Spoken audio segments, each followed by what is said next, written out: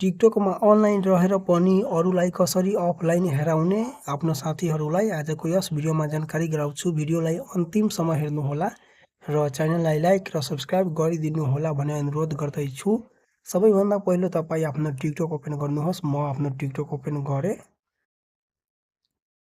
TikTok open गरिसकेपछि TikTok प्रोफाइलको अप्सनमा click गर्नुहोस्। यहाँ टिकटक प्रोफाइल छ, यसमा क्लिक गरेँ।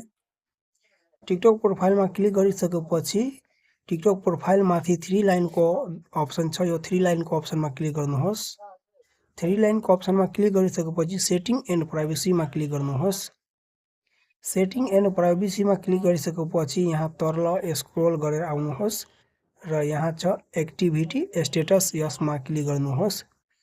एक्टिभिटी स्टेटसमा क्लिक गरिसकेपछि यहाँ पब्लिकमा यो अन छ, यसलाई नो अनमा क्लिक गर्नुहोस्। नो अनमा क्लिक गरिसकेपछि यसरी यो सेटिङ गरेर टिकटकमा अनलाइन रहेर पनि अरूलाई अफलाइन हेराउन सक्नुहुन्छ। भिडियो राम्रो लाग्यो भने लाइक र च्यानललाई सब्स्क्राइब गरिदिनु होला भन्ने अनुरोध गर्दैछु। भिडियो हेर्नको लागि धन्यवाद।